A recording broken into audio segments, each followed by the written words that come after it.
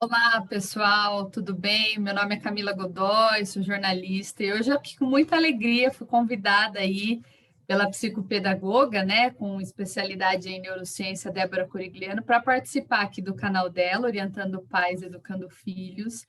E hoje, atenção, eu sei que muita gente conhece a Débora, muita gente conhece o trabalho dela, e aí a gente conversando, eu falei assim, Débora, que tal a gente falar o que faz uma psicopedagoga? Porque a gente às vezes fala de tanto assunto, né, Débora? Então, vamos voltar lá no comecinho. O que que uma psicopedagoga faz? Oi, Camila, boa tarde a todo mundo. É um prazer estar conversando com você sempre, é muito gostoso, né? E falar justamente desse tema que é a psicopedagogia, que é a minha vida, né? Então, a psicopedagogia, ela surgiu como uma ciência meio que curativa, né? Porque lá nos séculos passados, as crianças que não aprendiam, elas tinham, assim, o perfil de que estavam doentes. Então, a psicopedagogia surgiu como uma psicopedagogia curativa. Com o passar do tempo, os estudos feitos, percebeu-se que a psicopedagogia realmente ela tem uma função de estudos sobre aprendizagem e da aplicação. Então, hoje o psicopedagogo ele é um profissional que atende crianças, adolescentes, adultos e até idosos com relação a tudo que envolve a aprendizagem. Né? Como essa criança, esse adolescente aprendem, por que não aprendem, o que acontece no cérebro dessa criança que dificulta a solidificação dessa aprendizagem, as questões de memória, de atenção. Então, a psicopedagogia, às vezes as pessoas falam, é a junção da psicologia com a pedagogia. Não é isso. A psicopedagogia é uma ciência que estuda a aprendizagem e os caminhos facilitadores para isso. Ela faz vínculo, ela tem parceria com a psicologia, com a fonoaudiologia, a neurologia e tantos outros profissionais, a parte da psicomotricidade, a parte da terapia ocupacional. Então, ela tem esse link com os outros profissionais, mas não está vinculada apenas à psicologia. É muito mais amplo e a psicopedagogia é da área da educação. Não abrange a área da saúde, né? Tem ali uma relação, mas ela é voltada à área da educação e, como eu disse anteriormente, focando a aprendizagem. Para quem está aqui nos acompanhando, né, no seu canal, que é extremamente badalado, e eu estou muito honrada de estar aqui. Quando que é necessário, para quem está aqui nos assistindo nesse momento, passar por uma avaliação psicopedagógica, né? Porque às vezes um pai ou uma mãe que está aqui nos acompanhando fala, Débora, tá, mas qual que é o momento de procurar, de colocar o meu filho para tentar desenvolver melhor? Realmente alguém sinaliza, né? Ou a escola sinaliza que essa criança não está acompanhando, está apresentando uma dificuldade, ou os próprios pais em casa percebem, né, que o filho não está acompanhando, e isso agora em tempo de pandemia, com as aulas online, os pais têm percebido muito, porque os pais estão acompanhando o filho na aula e eles percebem, poxa, a professora pergunta, meu filho não entendeu a pergunta, ele tem que responder por escrito e essa escrita dele está muito truncada, ele não consegue escrever corretamente, ele não memoriza. A professora fala, ele esquece rapidamente, essa memória imediata não está acontecendo, ele não consegue fazer cálculos em matemática, a leitura dele está ruim. Então, ou a família sinaliza, ou a escola sinaliza. Eu vejo que existem dois momentos. Antes da pandemia, a escola era a que mais sinalizava. Hoje, durante essa pandemia, com as aulas online, os pais estão sinalizando. E aí, nessa percepção de que essa criança não consegue acompanhar, não está no ritmo da classe, porque aí a escola e a turma passa a ser um referencial, né? Todos acompanham, mas meu filho não, né? As crianças conseguem fazer e meu filho não. Então, passa a ser uma referência, aí é o momento de procurar o psicopedagogo para fazer uma avaliação psicopedagógica, onde ele vai conhecer os caminhos dessa criança, os caminhos facilitadores e as dificuldades também. E como que é feita essa avaliação? A partir do momento que ou a escola ou os pais te procuram, como que é feita essa avaliação? Porque cada criança é única, né, Débora? Não Sim, adianta o sim. pai falar, ai, Débora, mas meu filho tratou desse jeito e o outro. Não, cada um tem a sua avaliação, né? É verdade, cada criança tem uma forma de aprender ou não aprender, tem as suas dificuldades. Essa avaliação normalmente é feita numa clínica, no meu caso eu tenho um consultório onde eu atendo os pais e as crianças com todo o protocolo hoje com relação à higiene, saúde, tudo certinho, de higienização. E aí os pais me procuram, eu agendo um primeiro contato com os pais para entender o histórico dessa criança. Normalmente os pais levam documentos que já tenham, que foi encaminhado pela escola. Depois desse momento com os pais, eu tenho algumas sessões com as crianças, onde eu faço avaliação. Então, eu vou avaliar a parte cognitiva, que é toda a parte da aprendizagem, memória, atenção, foco, concentração, a parte pedagógica de leitura, escrita, a parte da matemática, um pouco da parte emocional, as funções executivas, que são as habilidades de planejamento, organização, iniciativa, resolução de problemas, se a criança cria ou não hipóteses. Então, são algumas sessões para fazer essa avaliação. No final, eu emito um relatório e agendo novamente com os pais para passar esse relatório, para que eu possa demonstrar, né, o trabalho feito e também traçar os novos caminhos, que é a intervenção psicopedagógica. Então, o que é intervenção psicopedagógica? Eu estou aqui, porque eu estudo, né, gente? Muito, porque eu sou muito amiga da Débora, mas a gente vai estudando para que, né, fique sempre muito legal. O que é essa intervenção? A intervenção aí, depois da avaliação feita, né, e vale lembrar também que a avaliação, o psicopedagogo nunca emite um laudo ou fecha um diagnóstico. Se a criança tem um distúrbio neurológico, como uma dislexia, um déficit de atenção, um autismo, uma síndrome de Down e outros transtornos da área neurológica, o psicopedagogo precisa de outros profissionais, um neuropediatra, uma fono, um neuropsicólogo. Fechado esse laudo, o psicopedagogo, na intervenção, ele vai treinar essas habilidades. Então, se a criança tem ali um déficit de atenção, uma dificuldade muito grande atencional, né? E o que o psicopedagogo vai fazer? Ele vai propor em consultório atividades que podem ser jogos, brincadeiras, atividades pedagógicas mesmo, para treinar a atenção. Então, normalmente eu faço algumas atividades, eu trabalho muito com cronômetro, vamos melhorar o tempo de atenção. Tem criança que chega no consultório, por exemplo, com 3 minutos de atenção, não mais que isso. Consegue se entreter em 3 minutos, depois já dispersa. Então, eu faço um treino dessa habilidade para melhorar esse tempo atencional. Uma coisa importante que hoje em dia está em pauta é justamente nas aulas online, que a criança não fica focada. Né? Ela está ali assistindo a aula, daqui a pouco ela está mexendo, ela está bagunçando, ela está fazendo uma coisa. Por exemplo, um detalhe importante, crianças que têm hiperatividade, durante a aula online, aqui eu já estou dando uma dica, não podem ficar sentado, por exemplo, em cadeiras como a minha, que gira, porque a criança é hiperativa, ela vai ficar girando, girando, girando, e a aula nem está aí. Então, por exemplo, um assento fixo para uma criança que tem hiperatividade é muito importante, né? E é um detalhe que às vezes a família nem percebe, a família só briga com esse menino que está girando na cadeira e não presta atenção na aula, né? E de repente mudar a cadeira já vai fazer toda a diferença, porque ele vai ficar mais sentado, mais quieto, conseguindo prestar atenção.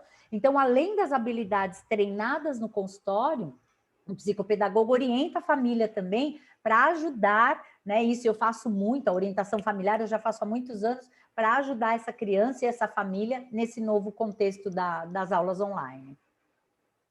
Aproveitando, né, quem está aqui assistindo a entrevista no canal, e, gente, isso é fenomenal, eu estou muito honrada, de verdade. Pode deixar temas, né, Débora, perguntas, caso você esteja passando aí por algum momento difícil nessa pandemia. Até conversava com a Débora, porque está todo mundo em casa, então muitos pais viraram professores, às vezes coisas que os pais nem sabiam, estão tendo que voltar a estudar. Você percebe que essa dificuldade, porque o pai não é o professor é o professor, o pai é o pai, a mãe é a mãe, e de repente todo mundo teve que se unir ali para educar essa criança, né? E é verdade. E assim, o que complica um pouco isso é que há algumas estratégias da forma que o pai ensina, da forma que o professor ensina, não são alinhadas. Então, eu, às vezes, estou no consultório e eu tenho, dentro dessa minha intervenção psicopedagógica, eu tenho um momento com a escola onde eu alinho muitas coisas, né? A criança está no momento X na escola, eu vou aproveitar esse momento da criança, o que ela está aprendendo, os temas que estão sendo abordados na escola, para trazer para o consultório e ajudá-la nesse sentido. E algumas estratégias, por alinhar com a escola, eu tenho a mesma linguagem com a escola. Então, às vezes, a criança chega e fala assim, eu aprendi divisão com a minha mãe, a divisão simples. Na escola a professora ensinou a divisão longa lá, que tem que fazer 1000 continhas do lado esquerdo da conta. E aí isso dificulta e confunde muito mais a criança. Então, por isso que é importante que os pais alinhem também com a escola, que a escola abra esse espaço, que os pais tenham isso, e que quando essa criança vem ao psicopedagogo, ele é a ponte que vai orientar os pais e trabalhar esse alinhamento com a escola. Por isso também da importância, mesmo que a criança não tenha um distúrbio de aprendizagem, um problema, fazer um atendimento psicopedagógico para trabalhar essas orientações. Isso ajuda bastante. E você, como psicopedagoga, você não atua só na área da aprendizagem, você tem aí o conhecimento para, como você falou, você tem que tratar o lado emocional, às vezes, da criança, entender um pouco o histórico. Por que ela não presta atenção? Será que ela tem algum TDAH? Ou isso é da criança, às vezes ela precisa de alguém que tenha paciência, sente ali com ela, conversa. E você tem o dom, porque tem.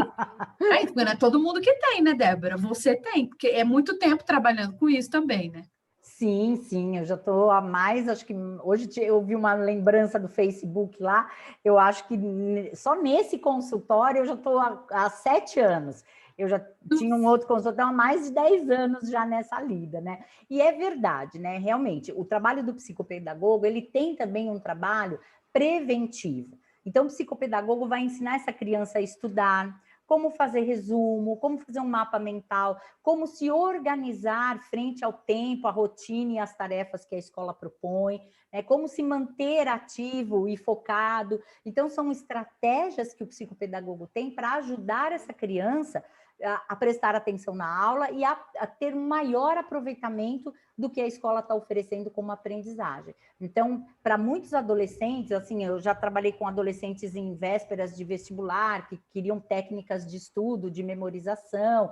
Hoje eu tenho feito, além do trabalho com as crianças, eu aproveito e trago essa rotina, essa orientação de estudo, tempos de estudo, eu ajudo também nessa ação preventiva, porque a criança precisa e a família também. Né? Não dá para simplesmente, assisto aula, faço a lição a hora que der, estudo quando der, não. Não é assim, a gente precisa dessa rotina, que a gente já falou várias vezes, né? De rotina nesse tempo de pandemia, nas nossas lives e tudo. Sim.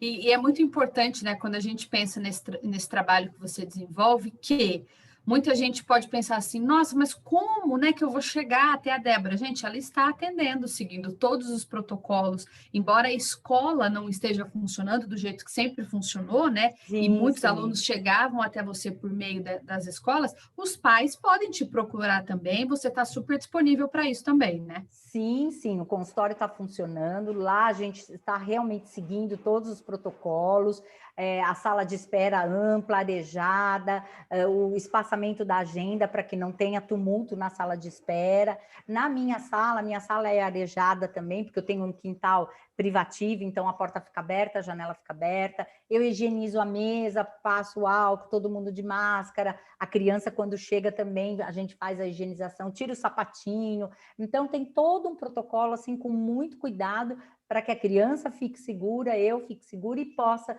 realizar o trabalho. Vale lembrar que a avaliação psicopedagógica, ela não pode ser online, né? Isso quem fala realmente é a Associação Brasileira de Psicopedagogia, de que o trabalho da intervenção depois da avaliação, ele até pode acontecer de forma online. É lógico que o rendimento não é o mesmo, mas pode acontecer.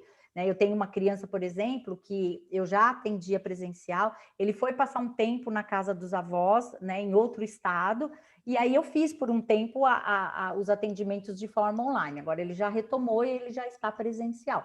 Isso porque nós estamos na fase da intervenção. Mas a avaliação, para que ela seja eficaz e séria e com todos os apontamentos, ela precisa ser de forma presencial. Então, caso tenha um pai, uma mãe que está nos ouvindo agora e tem interesse, entre em contato que a gente faz o agendamento e vai conversar com tranquilidade e segurança. Claro, que é muito importante em tempos de pandemia. Acho que a gente nunca ouviu essa palavra tanto, né, Débora? Tempos de Nossa. pandemia, protocolos, tempos de pandemia. Mas é isso, gente. A gente tem que dançar conforme a música, o trabalho continua. E eu acho que também é muito legal, né, o pessoal entender que não precisa ter vergonha, porque às vezes o pai, principalmente agora em tempo de pandemia, fala, nossa, porque às vezes não sabia que o filho tinha essa dificuldade, porque a escola estava ali, e agora a criança está mais ali perto. Então, assim, eu acho que essa aproximação dos pais e das crianças, a pandemia teve esse lado positivo, talvez, estar mais perto, né? Você teve algum caso de crianças que chegaram e os pais falaram, Débora, eu não imaginava que o meu filho fosse assim, ou não, porque não ficava tanto tempo junto, né? Sim, sim, eu tive muitas crianças agora que vieram nessa época, né? E que o pai falava assim, poxa vida, mas sabe, eu achava que ele estava acompanhando e hoje eu estou percebendo, eu estou assustado, sabe? Eu estou assim, muito preocupado porque o rendimento dele escolar, ele não quer assistir aula online, ele não quer participar, e muitas vezes não é que ele está com preguiça, é porque ele não tem estrutura cognitiva para pegar esse conhecimento que a escola está passando e transformar isso numa aprendizagem. Então, ele evita, não quero assistir aula, estou com sono, estou com dor de cabeça, levanto 10 vezes, vou beber água, vou comer, vou fazer alguma coisa, né? Uma coisa importante também para se falar é que isso acontece muito também na psicopedagogia, no consultório, de receber pais que falam assim, mas eu estava esperando o ano que vem, esperando o amadurecimento da criança, estava esperando para ver se ela sozinha deslanchava, se dava aquele start, e isso realmente não acontece. Se a criança tem uma dificuldade e a gente fica nessa, não, espera amadurecer, quem sabe no ano que vem ela melhora, vamos esperar mais um pouquinho, se ela tem essa dificuldade, essa defasagem vai aumentar muito.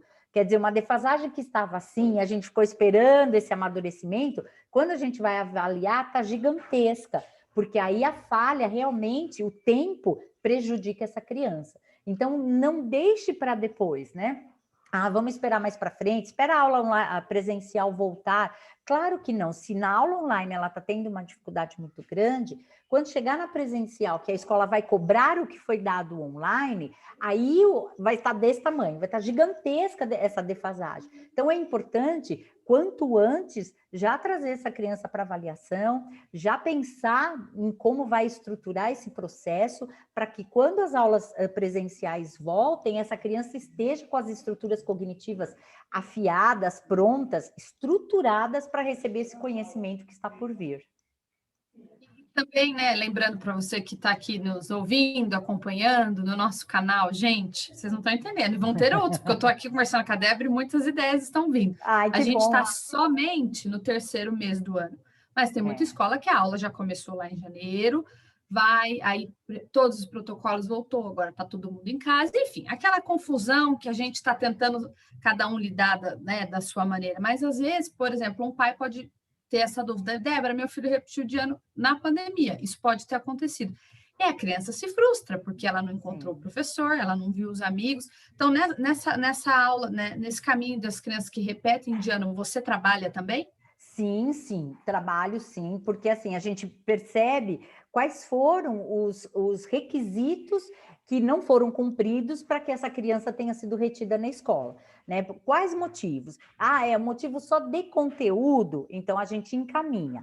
Não, além do conteúdo que ela não assimilou, tem uma questão de desatenção, tem uma atenção da escrita que não acontece, tem uma questão da leitura que não tem compreensão e não consegue interpretar e trabalhar em cima disso, e aí é feita essa avaliação e já começa-se a trabalhar para que essa criança até o final do ano tenha condições de recuperar. Muitos pais acham, não, repetiu de ano, então vai fazer de novo, então eu tô tranquilo, porque ela vai fazer tudo de novo, ela vai conseguir, fazendo 2 vezes o ano, ela vai tirar de letra. Se essa criança tem uma dificuldade, essa dificuldade permanecerá. Não é repetindo o conteúdo que ela vai aprender. Se ela não conseguiu aprender da primeira vez, não vai ser agora que ela vai aprender, porque se ela tem uma dificuldade, né? Isso é muito importante salientar. Então, muitas vezes o pai tem esse pensamento de falar, agora ela vai conseguir, mas não é tão simples assim e tão fácil assim. Por isso, da ajuda de um profissional. Bom, o tempo passa muito rápido, e isso que é bom, porque a gente vai deixar você aí com um gostinho de quero mais. Lembrando, Sim. então, que vocês podem, coloca aqui, né, abaixo da publicação, dúvidas, perguntas, sugestões de temas que a gente vai voltar. Eu já estou aqui falando para a Débora, a gente, entendeu? A gente já combina aqui no nome. Com Então, certeza. uma dica final, uma mensagem final para quem está aqui, Débora, por favor. Sim, uma coisa que você falou, Camila, não tenham vergonha, né? Muitos pais falam, ai, mas é duro assumir que meu filho tem uma dislexia, que meu filho tem um distúrbio neurológico, que meu filho é um TDAH, transtorno do déficit de atenção com hiperatividade, ou só um TDA, transtorno do déficit de atenção. Mais do que rotular, mais do que dar um nome para o que o seu filho tem, o mais importante é ajudá-lo para que ele fique feliz, para que ele tenha vontade de aprender, para que ele frequente o ambiente escolar, seja ele virtual ou presencial, de forma satisfatória, de forma feliz, que ele acompanhe, né, o desenvolvimento dos colegas também. Então, isso é mais importante, né? Hoje, se fala da dificuldade da criança na aprendizagem com muito mais tranquilidade do que antigamente. Hoje existem inúmeros recursos e técnicas para ajudar essa criança num tempo muito mais curto a desenvolver as suas habilidades cognitivas. Então, não tenha vergonha, receio de procurar um especialista, um psicopedagogo que vai orientá-lo, que vai ajudar o seu filho, ajudar os pais também em casa nessa harmonia familiar, para que essa criança possa se desenvolver. E quanto antes, mais eficaz. Adorei. Muito Eu obrigada também. pelo convite. E lembrando que você pode se inscrever, né, Débora? Curtir Isso. o canal, compartilhar. Quanto mais pessoas a gente conseguir que assistam, que entendam um pouco mais sobre esse trabalho, com certeza aí muitas famílias serão ajudadas. Parabéns aí. Obrigada, Obrigada pelo obrigada. convite. Não, eu é que agradeço. Eu vou deixar aqui embaixo também os meus contatos, né? O telefone, o WhatsApp, aí os pais interessados entram em contato, tá bom? Camila, um beijo, muito Beijo. obrigado e Imagina. até a próxima, se Deus quiser. Até. Obrigada, gente. Curtam aí, hein? Sigam a Débora. Vale a pena. Beijo. Beijo, Tchau. tchau, tchau.